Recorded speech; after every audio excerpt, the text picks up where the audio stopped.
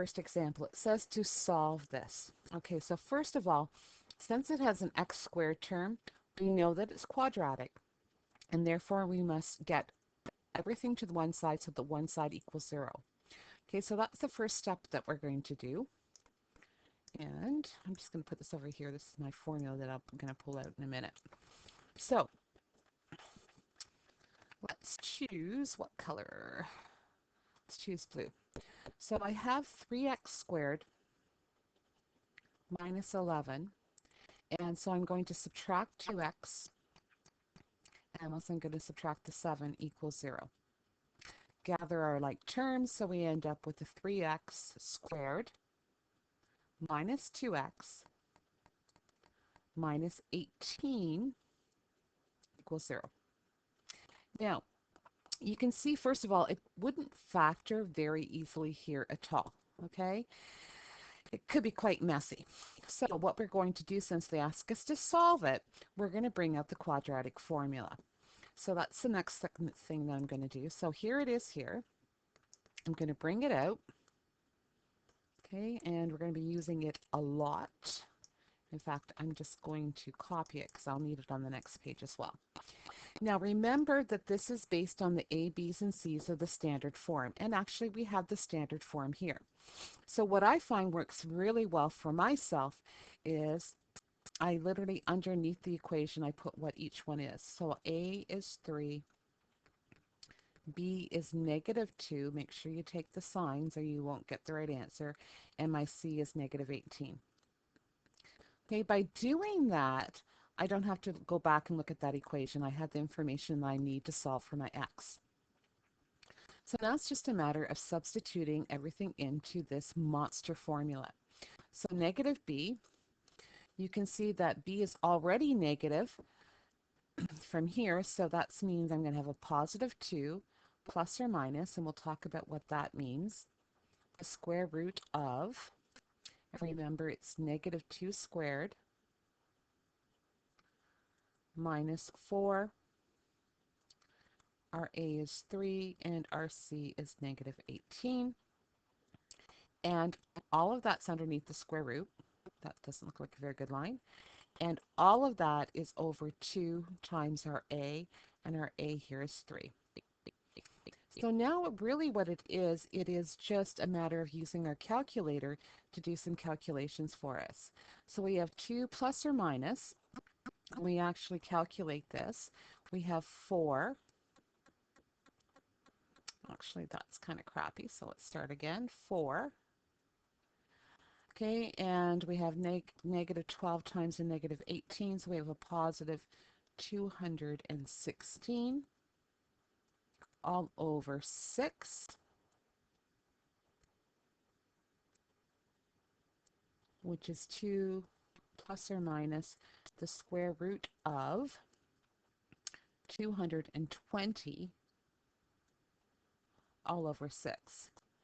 Now the problem is with the square root of 220, it's not a perfect square. So it's at this point that I definitely have to take my calculator out to actually calculate the square root of 220.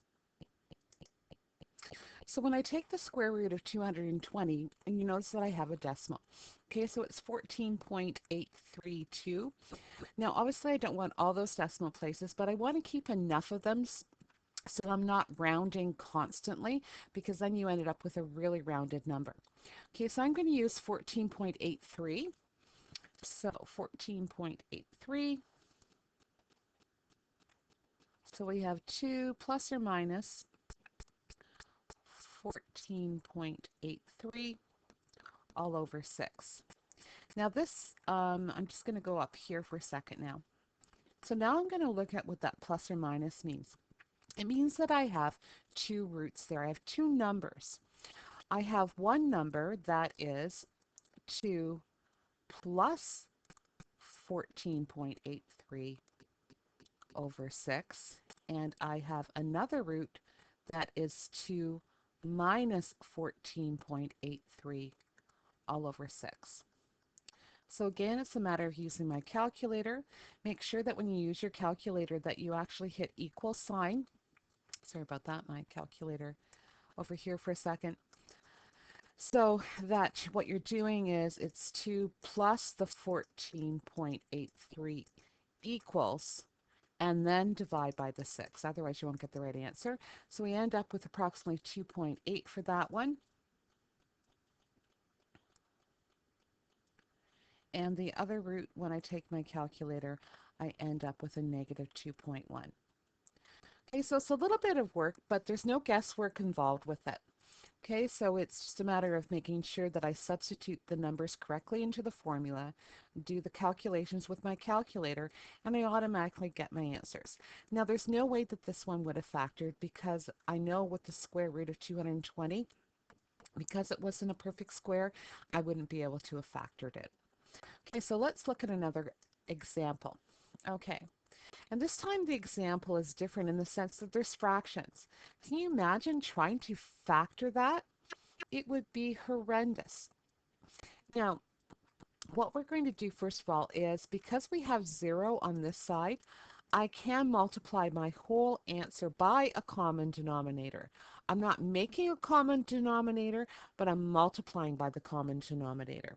So when I do that, in this case, I'm going to be multiplying everything by 6. So when I multiply 2/3 by 6, what I end up having is we end up with 3x squared.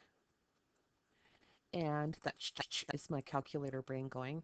And then 6 times 1/2 is going to be our, oops, will be a positive. Now just hold on. That is not correct. So out comes the eraser. Don't know what I was thinking there. Okay, so 6 times 2/3 does not equal 3 by any means. What we end up having is, let's take this equation and I'll show you what I would do. I'm going to clone it. I'm going to bring it down here. And each number is going to be multiplied by 6. So I'm going to go 6 times this one, 6 times this one, and 6 times this one. Okay? When I do 6 times the first one, what happens is 3 goes into itself once, 3 goes into 6 2 times. So I end up with 2 times 2, which is 4. So I have a 4x squared. Same kind of thing here. 2 goes into itself once, 2 goes into 6 3 times. So I end up with a 3x. And then 6 goes into itself once, and goes into itself once, and I'm left with a negative 5. Now, notice that I no longer have any fractions. Now, if I do multiply by the common denominator, the number that would be the common denominator, when I do that, if I do it correctly, I will not have any fractions left because these denominators will automatically go into the whole number we're multiplying by. Now, let's take a look at this one. This one again is not factorable. I know that, and very shortly you'll know how to do that kind of thing too. So I'm going to use my quadratic formula, and if you remember, I did copy it. So just like the last question, I'm going to write down what my A, B, and C are. So A is 4, B is positive 3 this time, and C is going to be negative 5. So it's a matter of substituting everything in.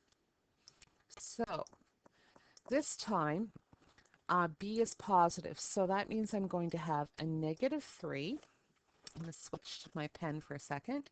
Negative 3 plus or minus the square root of 3 squared minus the 4 minus times the 4 times the negative 5, and all of that is underneath the square root, remember, and it is all over 2 times 4.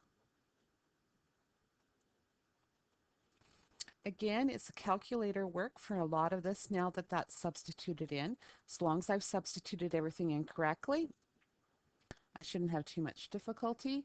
So I end up with 9 plus 16 times 5, so we're looking at 80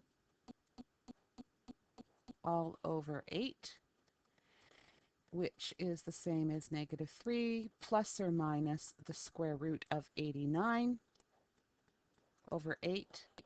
Again, what I have to do is I have to bring up my calculator and find the square root of 89.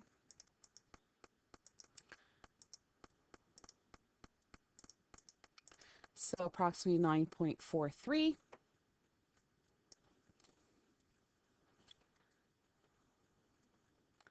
So negative 3 plus or minus 9 point, and I've forgotten already what it was, 0.43